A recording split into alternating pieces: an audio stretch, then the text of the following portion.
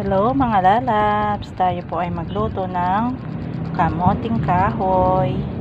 Yung kamoting kahoy po na may asukal tapos piniprito. O, ano nga po pala tawag doon? Di ko po alam kung karamba nga po pala siya.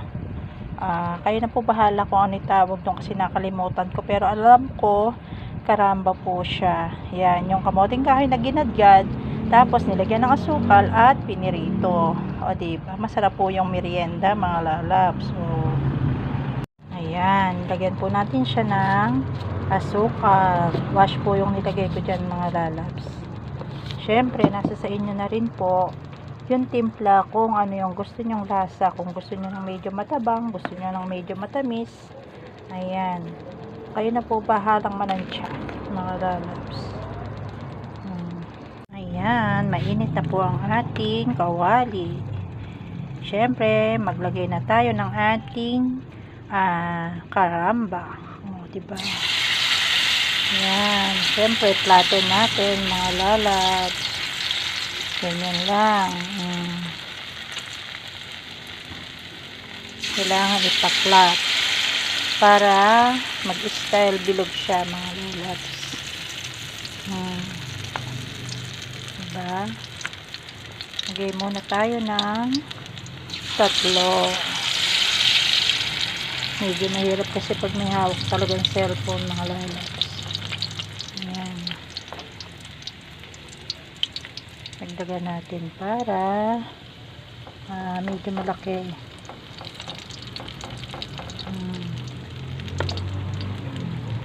Dagdagan po natin siya.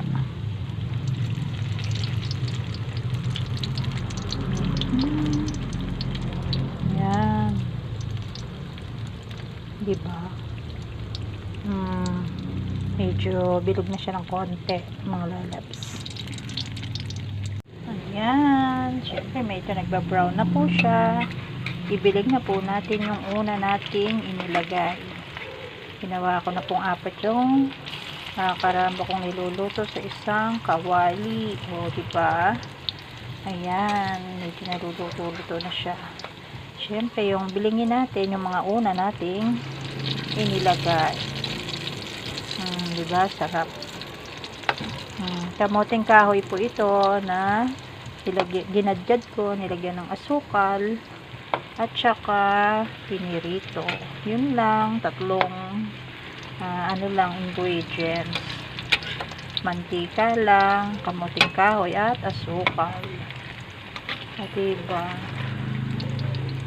medyo mahirap kasi kaya hindi ko siya mabiling ng maayos mga darling. Ayan. Diba? Tapos yung isa naman, siyempre dahan-dahan lang ang pagbiling. Ayan. At mahirap magbiling ng iisa lang ang kamay na hindi ko hawak yung tatangnan ng kawali.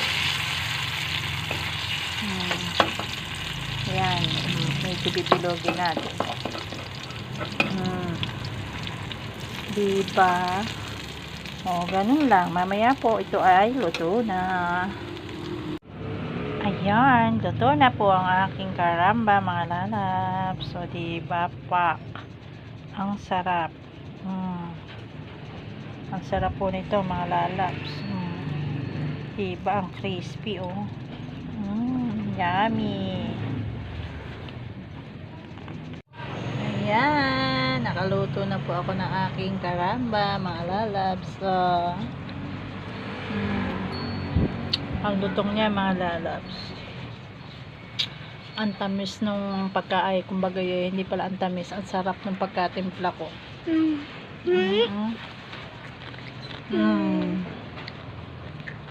Malutong-lutong pa siya mga lalabs. Masarap. Diba? Merienda po tayo. Thank you for watching. Bye bye.